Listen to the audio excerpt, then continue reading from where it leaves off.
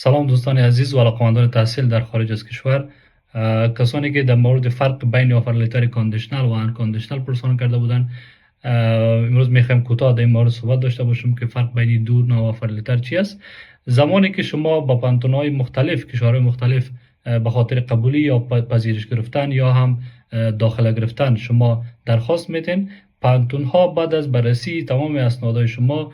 دو نوع آفر لتر معمولا بر شما ارسال میکنن که یکی آفر لتر کاندیشنال است و دیگه هم ان کاندیشنال است. آفر لتر ان کاندیشنال یک نوع آفر لتری است که یعنی بدون شرط و شرایط است که پانتون بدون کدام شرط تمام اسنادهای شما را قبول کرده میتونین پروسه بعدی ویزا اپلیکیشن تان برای پانتون و سفارت مو کشور تعقیب بکنین. اما در حالتی که آفر لتر شما کاندیشنال باشه، یک تعداد شرط ها از طرف پانتون در آفر لتر شما ذکر میشه که با پورا کردن هر کدام از شرایط میتونین که پروسه بعدی را برای پانتون تعقیب بکنین.